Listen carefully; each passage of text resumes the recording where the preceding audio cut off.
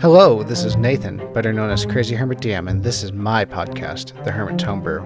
Joining me today is Brent from Lang Mini Studios, and Chase, better known as Kilk, as we talk about Dungeons & Dragons and tabletop gaming. I do this in my personal session zeros as well. I go, if this was a movie, do you have a movie rating preference? Just because I'm a movie nerd. And I tell them, usually I run a rated R campaign. Or most of the time, anything that you'll see in a Marvel movie, PG-13 is kind of what I'll go as far as, but I will warn you, there are times where I get as absurd and gory and violent as a Quentin Tarantino movie. I think Tarantino is a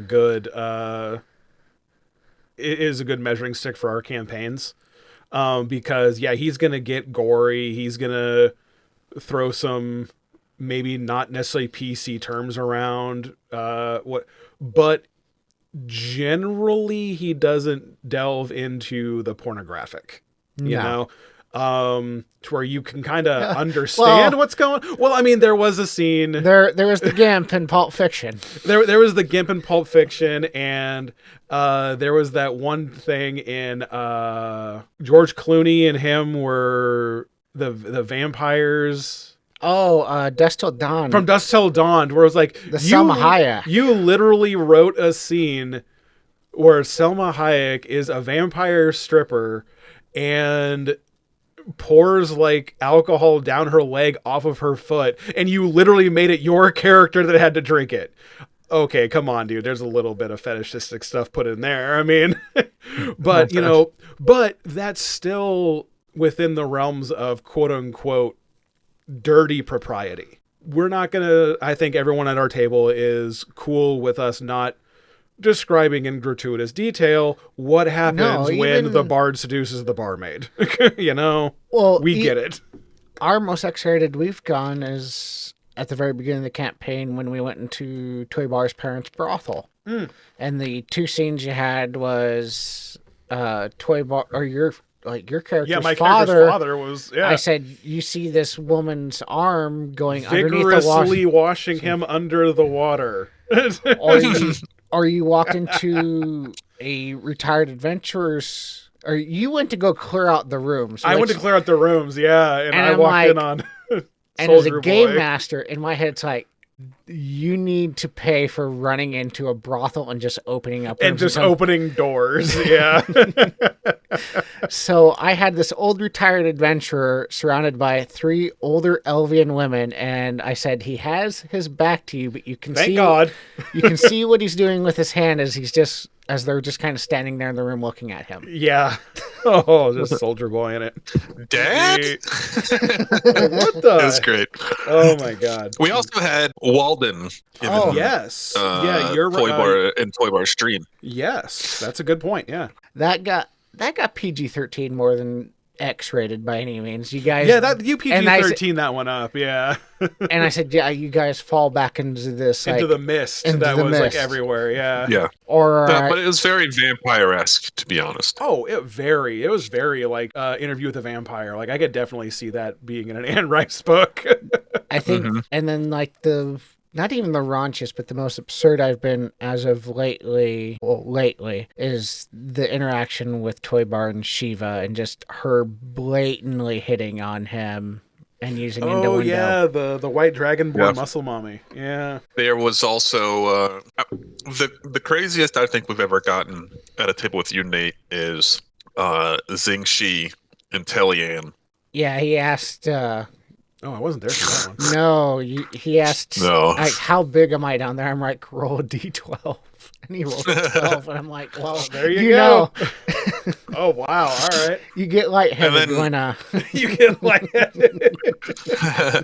And then Nick proceeded to be like, yeah, we totally destroy that room. Like, he's a giant brute fighter. Oh yeah, he was the giant dragonborn, wasn't he? This was and I just yeah. And I'm like and for me, no, I will not describe out gratuitous sexual scenes by any means.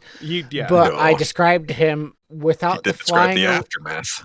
I did, but I told him without going into horrible amounts of description here.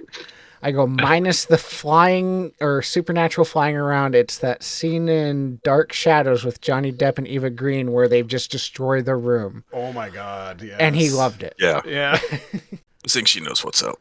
I'm going to have to watch that tomorrow. But as we continue on further, and anyone that's listening, if you have any sort of questions or anything that gets asked during your home game, like drop a comment down below. Maybe there's something we're not thinking of here just because we're going back and forth over kind of all our kind of things that happen with our own game. And I admit I did look at a couple of sites just to kind of get a more general overview of stuff as opposed to stuff that just apply to us. Yeah, because we're not, the end all be all. Like there's a lot of stuff that we just don't run into. Yeah. Yeah. The big thing I'd say after you kind of get the general stuff out of the way is more talking about your setting then, or what homebrew or house rules you have for mechanic wise. That's a big one, especially when they depart from what's written down in generally the player's handbook. Yeah, you really need to kind of talk about those. Now, granted, there's a lot of small things that maybe aren't that big of a deal, like, oh, we don't keep track of rations, we don't keep track of arrows. Okay, cool. No one should really have a problem with that. That bogs the game down so much, I feel like. Now, if you want to do, like, inventory tracking and stuff, mundane arrows. Cool. Mundane arrows, yes. Magic arrows, whole nother story. Yes. Yeah, that's a good point. I should clarify that for anyone that's listening. Yeah, mundane arrows that just lets you do 1d8. Okay, cool. Big freaking deal. Moving on. But if you're Hawkeye and you have, like, a reduce and large arrow or something. No, you only have one of those. You're only using that once. Yeah, exactly. But yeah, if you're having like rules that drastically could change how the game is played or how someone plays their character, then that needs to be starting out. You have that character sheet. Is there a species or a race that your GM doesn't have in their setting if it's a homebrew setting? Oh yeah, like it doesn't, especially like with my campaign being, we're going to start out in quote unquote the Underdark or Svartalheim. There are going to be certain races that just don't exist there because there's no reason for them to be in that particular world. You've told each of us, like, if you're not like traditionally from the Underdark, which I think half of us are not actually, find a reason to be there. Yes, find a reason. Yep. I don't know even what species like Rama's playing with her new druid. Ooh, I don't either, yeah. I'd be interested to see what eventually she finds out there. That's a good question. I can ask her. Hold on. The other thing is leveling up. Is it experience or milestone? Are you rolling for hit points or not? Are you rolling for hit points, or is it... I do fixed values. It's just easier... Yeah, it's the average of your... Yes. Yeah, then you add your constitution, move on. Yep. That makes sense. And I use shout out to More Purple More Better on Patreon. For $3 a month, you can get a character builder for your 5e and now 5.5. Oh, nice. Hopefully we can find a Tales of the Valiant version somewhere on Patreon. They have a virtual tabletop if they do thing. But if you guys have a PDF builder, if anyone listening knows of a Tales of the Valiant PDF builder, please drop that in the absolutely. Please tell me where it is. Yeah. I want to know. I really, really want to know, and I will pay for it. I'll paint a mini for you. I will pay the Patreon or whatever it is, or just link me or contact me on any of my social medias or my email that is in the description through that link tree, or you can come find Brent on Instagram or Kilk on X. The other thing is there any hard lines or veils against playing evil characters with alignment? And that's a good one, because I've ran into that with this one, where my character Merrick is lawful evil. Maybe transitioning into neutral evil, we'll see it down the lines. Nate has been really good at allowing me to do what my character do. But I also... There's a lot of newer GMs that just are deers in the headlight. Yes. And understand that if you don't want your player to, like, Nate could absolutely have said, no, I don't want an evil character in my heroic campaign. Okay, that's totally fine. I won't be evil. But we're also playing a homebrew Avernus. I'm like, no, this will just slot right in. Yeah. Plus, Nick's character was also evil. Yes. The gunslinger, because he was an outlaw. Yeah, absolutely.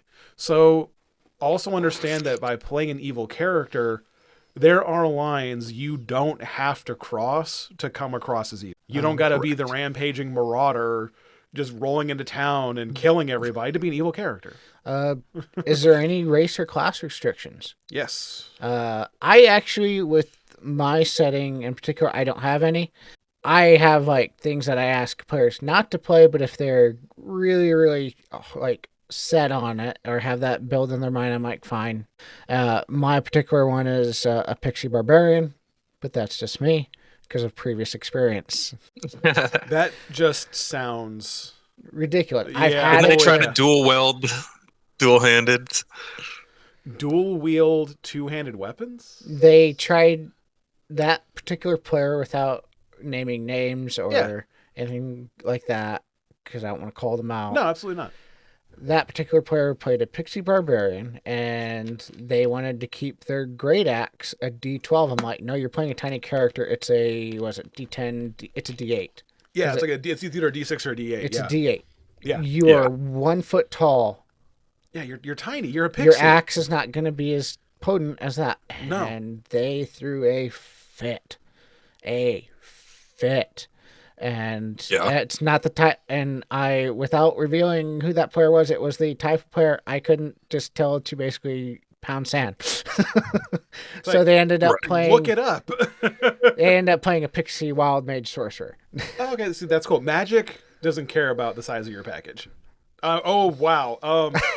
Magic doesn't care about the size of your character. Dynamite comes in small packages. Whoa. We are not editing that one out. Dang it. We The have our. second I said that, I realized what I did. We might have to make that one into a clip. Dynamite comes in small packages. Magic doesn't care about your size. Wow. Anyway. I will admit there is. Do you guys have anything against like UAs? Me in particular, I have told people there's one outlawed class, and that was when the Wizards brought out their version of the Scion UA. Oh, the Mystic. The Mystic. Yeah, that thing is was busted. very broken and all that, and that would be my only outlawed class. You could play whatever race or species you want, but you cannot play that. Yeah, like with me, with UA, I'd allow it. With the caveat of I do want to do research on it, and if there are things that need to be changed, that's like a general consensus on the internet, I would probably like reserve the right to do that. But I don't want to stifle someone's creativity. So if you think this is a rockin', and this thing is gonna be great, yeah, sure, I want you to play it. But I don't want to break the game to where it makes other people useless. How do you handle like mundane things though, in like your guys' settings for sure? Do you even care about encumbrance? I do within reason. Not carrying around 18 sets of full plate armor. Yes. Or like you guys picked up every gold coin in one of the dungeons. I'm like, your guys' bag of holding is full. Yeah. We don't need those 3,000 copper pieces. We can get rid of them. Yeah. Or like the arrows or rations, the mundane stuff. Yeah. Rama's undecided, by the way, cool. on her species for her druid yet. That's fine. perfectly fine. That's fine. She's got more than enough time. Oh, yeah. We've got, like I said, our currently running campaign. I would rather people put energy into that first and foremost. We can worry about my campaign when the time is appropriate.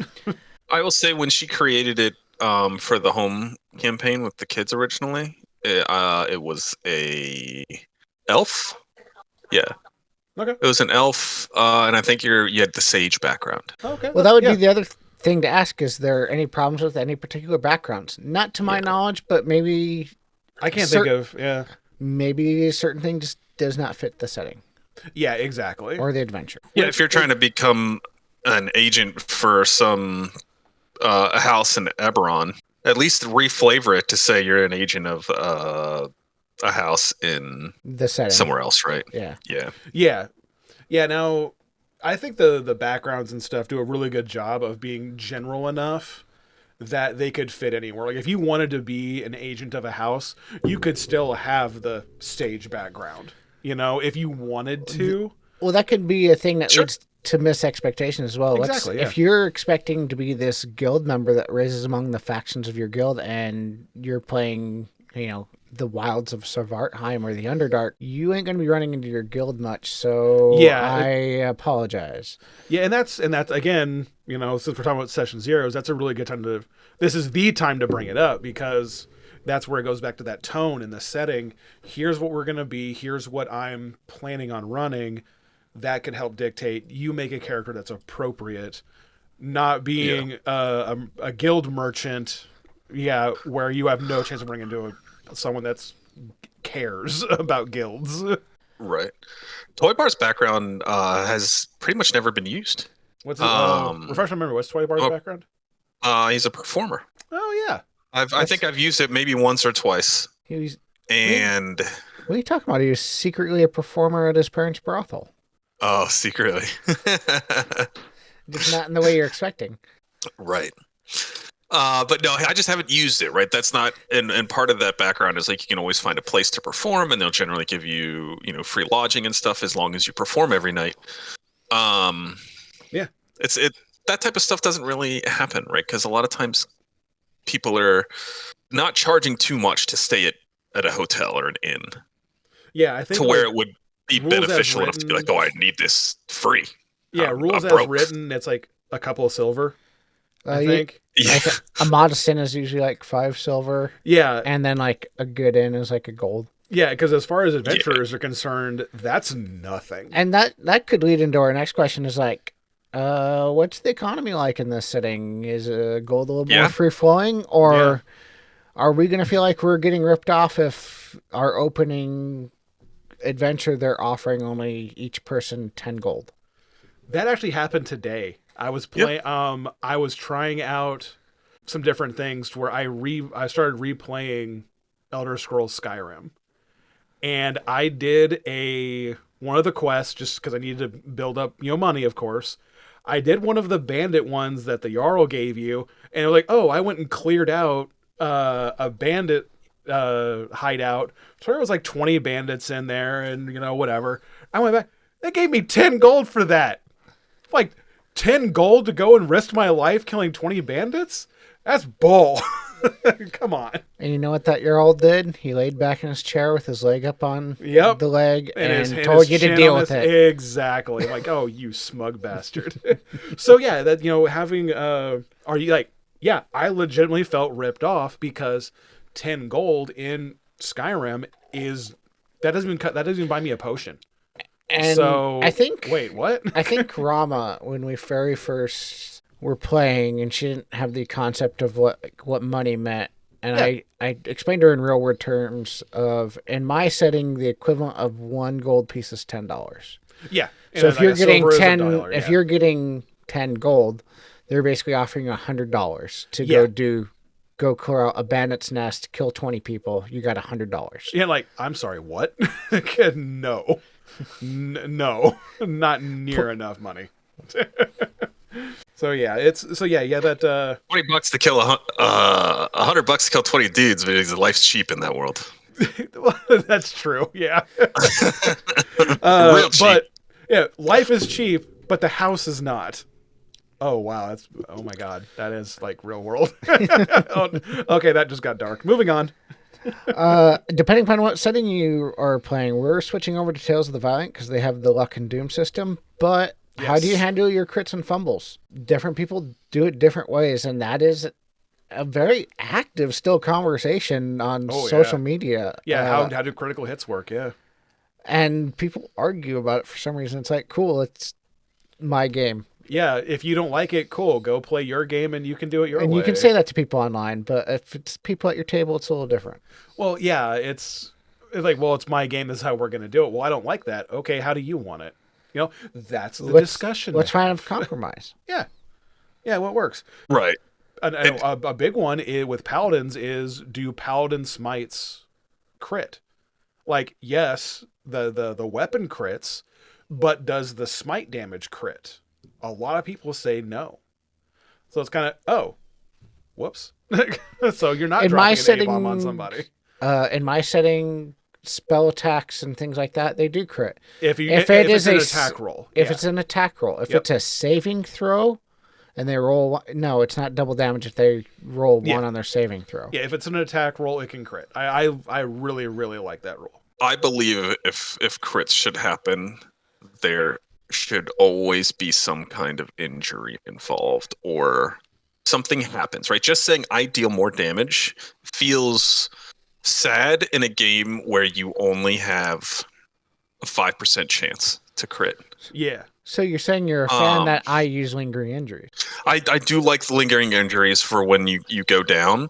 I also believe that there should be thematic lingering injuries if somebody lands a crit. Like they fracture you that arm that's holding that shield, so now you lose 2 AC. That happens Because with you can ours. barely hold your shield and stuff like that for the remainder of combat Oh, yeah, until yeah, it's yeah. like Mhm. or something. That happens with our lingering injuries as well. It's just toy bars usually in the back. Yeah, it happens to Right. me. It happens. That's why I haven't To be changed my fair. armor in a year and a half.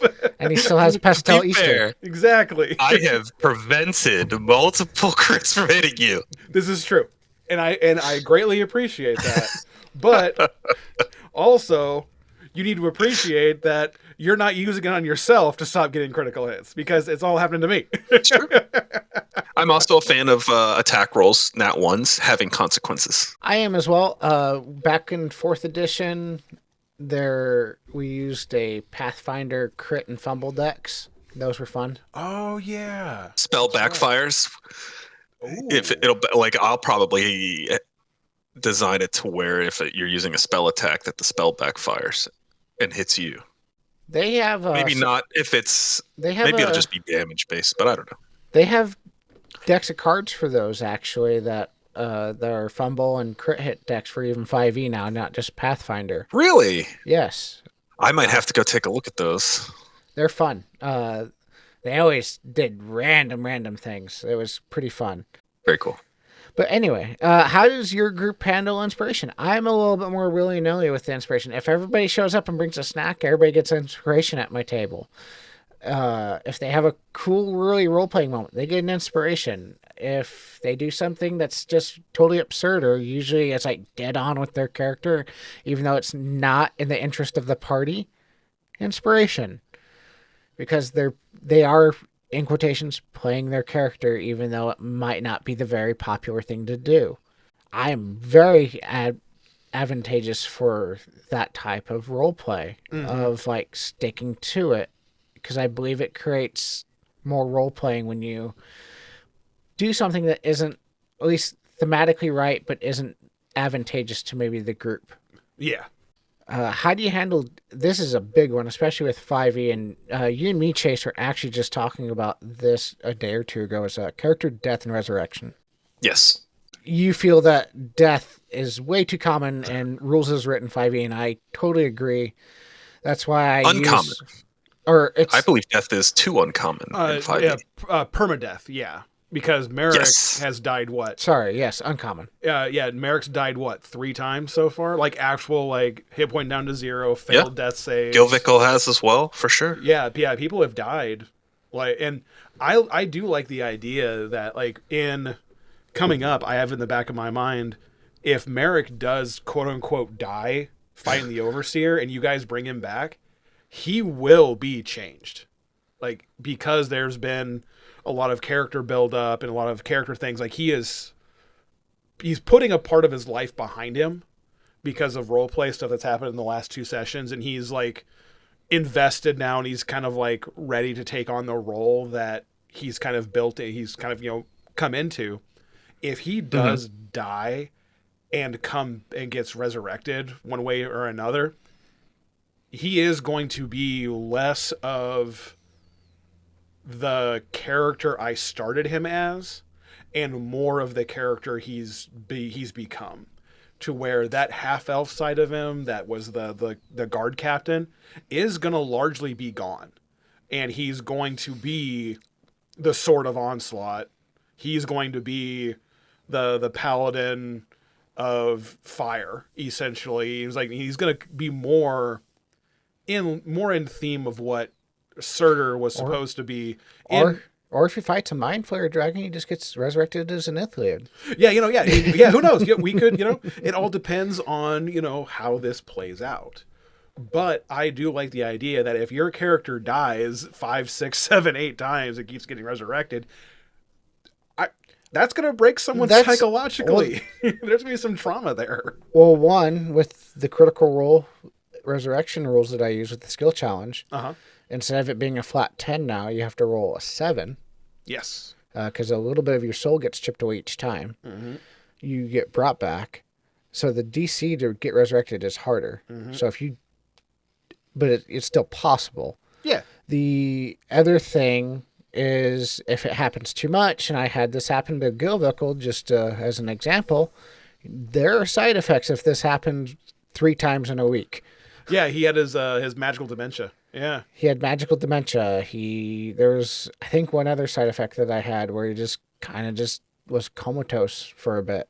Yeah. Yeah. So I agree with you. Permadeath in D&D is rare. It's rare. It's even if you go back to 3.5, but 3.5 was more designed where you had your tank, you had your striker, you had your healer, you had your crowd control. And then they leaned into it heavily in 4th. Yeah, to where as long as you had a cleric and you went in understanding that the cleric is the one to protect, and if anyone makes it out of the dungeon, it's the cleric. Because as long as they're alive, there's a chance that they can bring you back. So I remember one of my campaigns where someone played a cleric. 2 players looked at me and said, "You protect him at all cost because he's the one that keeps us alive." And I was like, "Oh, okay, cool." And so I did that. And that campaign didn't go on very long. It was maybe like 12 to 15 sessions. And like 1 player died. And so they needed to use a resurrection. And he goes, and that's why you keep the cleric alive. Like, oh, but this is a holdover from like 2nd edition and all that fun stuff.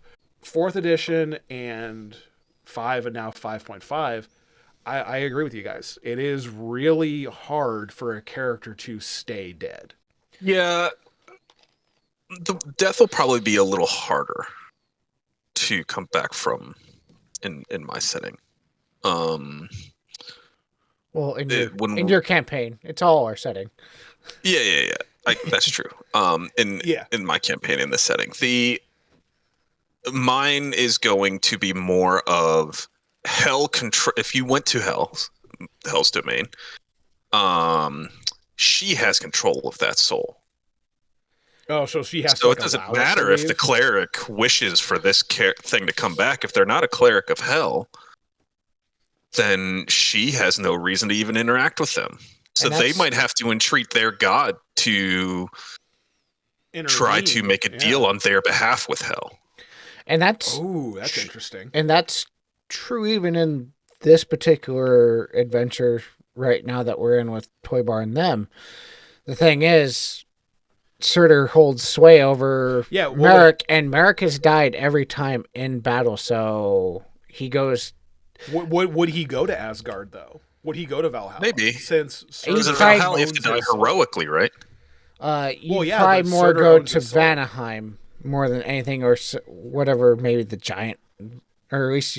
Right, where would Merrick's soul go? But if you die dishonorably or outside of battle in Viking mythology, you go to heal. Yeah, exactly. You go to... Or if you just had an intellect devour drop on your head and suck your brain out. Yeah, exactly. You know? That wasn't very heroic. That was the exact opposite almost. Everything else was. That specific portion. It's like, you had a lot of really cool things happen to you, but, bro, what happened here? There's a number of things, though, and I fully agree, though, that death is uncommon in D&D, and it's rare to have it permanently happen unless, in quotations, the player just doesn't want to play that character anymore.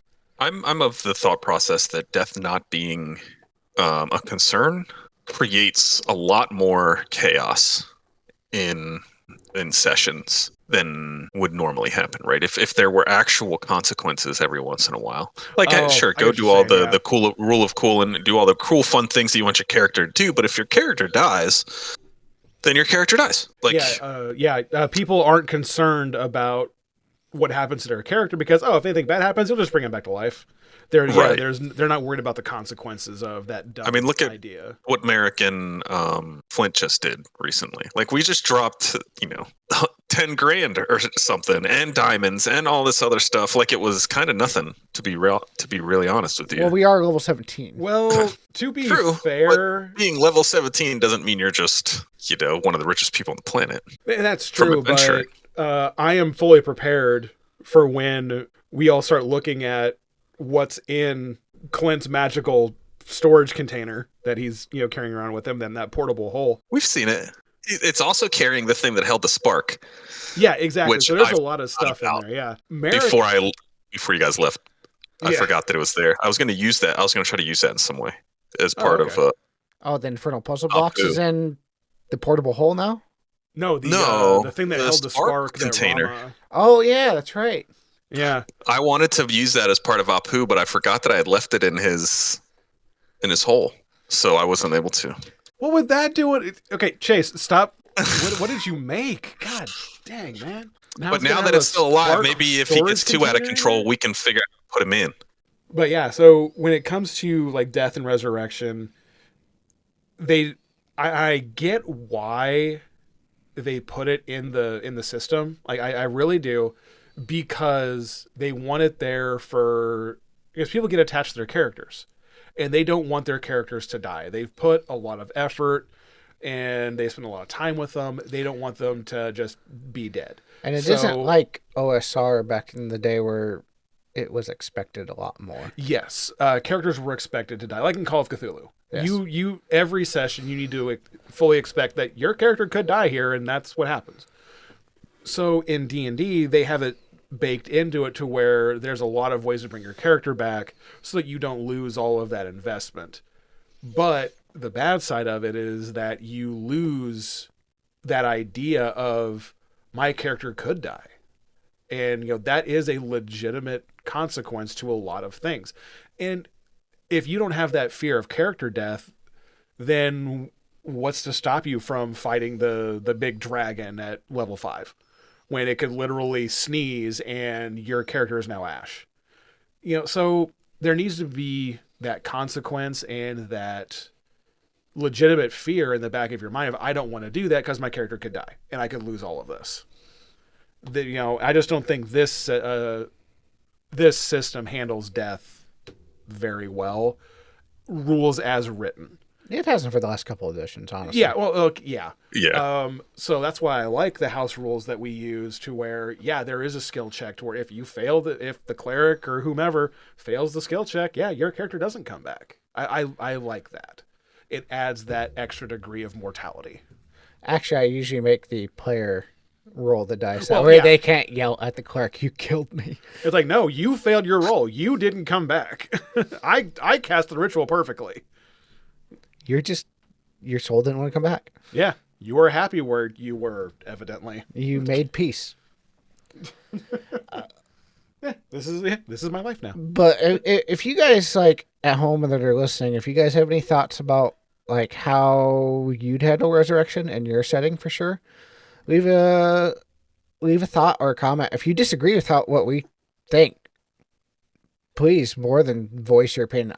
We all want to kind of hear what you're thinking. Yeah, 'cause I like reading comments because it gives me that point of view that I don't have, that maybe I didn't think of. And I think as long as it's constructive and comes in is in good faith, you can learn from everybody. And thanks to Chase now introducing me a little bit more to some of the more absurd threads on Reddit. I like surfing comments and just like seeing absurdity. Not saying any of your comments would be absurd, but they certainly bring some interest. And they change my opinion on some things. Oh, yeah. Mm-hmm. And that's always cool when you find a comment that does. It's like, I didn't think about that. That's a really good point. Yeah. Hey, tabletop gamers. Thank you for watching this episode of the Hermit's Homebrew.